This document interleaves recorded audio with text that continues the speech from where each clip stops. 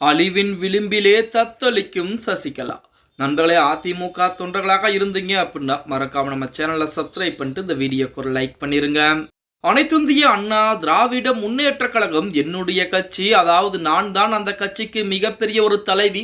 ஜெயலலிதா அம்மையாருக்கு பின்பு அனைவரும் என்னை சின்னம்மா என்றுதான் அழைக்க வேண்டும். நான் சொல்வதைத்தான் இந்த அதிமுக அப்படிங்கிற மாபெரும் ஒரு இயக்கம், கடல் போன்ற ஒரு இயக்கம், தொண்டர்களுக்காண்டி உருவாக்கப்பட்ட ஒரு இயக்கம் கேட்க வேண்டும் என சசிகலா அவர்கள் நினைத்ததன் காரணமாகத்தான் இன்றைய தினம் சசிகலாவிற்கும் அதிமுகவிற்கும் எந்த விதமான சம்மதமும் இல்லை என்ற நிலைப்பாடு உருவாகி இருக்கிறது.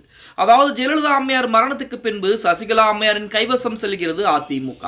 அந்த நேரத்தில் மட்டும் கர்நாடக சிறைச்சாலைக்கு, பெங்களூரில் இருக்கக்கூடிய அந்த சிறைச்சாலைக்கு மட்டும் சசிகலா அம்மையார் செல்லாமல் இருந்திருந்தால், ஓபிஎஸ் மட்டும் தர்மயுத்தம் ஆரம்பிக்காமல் இருந்திருந்தால், இந்நேரம் அதிமுக குடும்ப கட்சியாக மாற்றப்பட்டு 10-20 துண்டுகளாக பிரிந்து கிடந்திருக்கும். அப்படியில் எந்த விதமான மாற்று கருத்தும் கிடையாது. அதாவது சசிகலா அம்மையாரின் கையில் அதிமுக இருந்திருந்தால் மன்னார்குடி குடும்பத்துடைய குடும்ப கட்சியாகத்தான் அதிமுக இருந்திருக்கும் அப்படின்னே கூட சொல்லலாம். அதன் பின்பு சசிகலா அம்மையார் சிறைச்சாலை விட்டு வெளிவந்த பின்பு இதுவரைக்கும் அதிமுக என்னுடைய கட்சி, அதிமுக என் மூலமாகத்தான் வெற்றி பெறப் போகிறது, அனைவரும் எங்கள் கட்சி தான் என சொல்லிக் கொண்டிருக்கிறார்.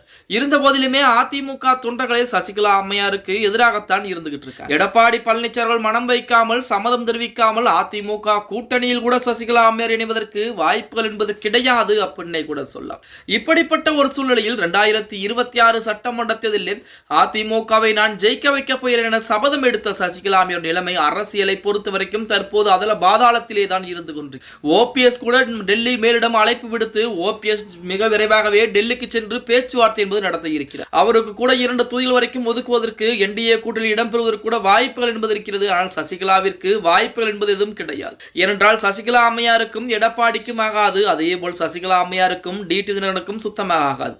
இப்படிப்பட்ட ஒரு சூழலில் தான் சசிகலா அம்மையார் அடுத்து என்ன செய்ய போகிறார் அப்படின்னு பார்த்தோம்னா, புதிதாக ஒரு இயக்கத்தை ஆரம்பிக்க இருக்கிறாராம். அந்த இயக்கத்தின் மூலம் விஜய் கட்சியுடன் கூட்டணி என்பது, பேச்சுவார்த்தை என்பது நடத்தலாம் என செங்கோட்டையின் மூலமாக பேச்சுவார்த்தை என்பது நடத்தப்படும். ஆனால் தமிழக வெற்றி கழகமோ கொஞ்சம் பொறுமையாக இருங்கள், பார்த்துக் கொள்ளலாம், இப்பொழுதுக்கு எந்த பேச்சுவார்த்தையும் வேண்டாம், சசிகலா அம்மையாரும் இப்பொழுது வேண்டாம் என ஒதுக்கி வைத்திருப்பதாக செய்திகள் என்பது இணையதளங்களிலே உலா வந்து கொண்டிருக்கிறது. அது மட்டுமில்லாமல் சசிகலா அம்மையார் எப்படியாவது 2026 சட்டமன்ற தேர்தலிலே அதிமுக கூட்டணிக்குள்ளேயே அதிமுகவிலே இணைந்து விட வேண்டும், இல்லை என்றால் எடப்பாடி பழனிசாமிக்கு எதிராக நாம் ஒரு வெற்றியை பதிவு செய்ய வேண்டும் என சசிகலா அம்மையார் ஏகப்பட்ட வேலைப்பாடுகளை பார்த்துக் கொண்டிருக்கிறார். இருந்த போதிலுமே சசிகலா அம்மையாரால் எதுவும் செய்ய முடியாத நிலைமைதான் இருந்து கொண்டிருக்கிறது.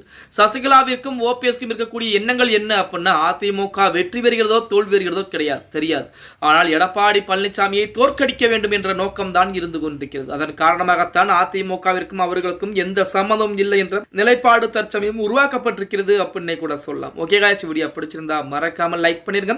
அப்படி நம்ம போடக்கூடிய வீடியோ பத்தின கருத்துக்களை கீழே மறக்காம கமெண்ட் பாக்ஸ்ல பதிவு நண்பா.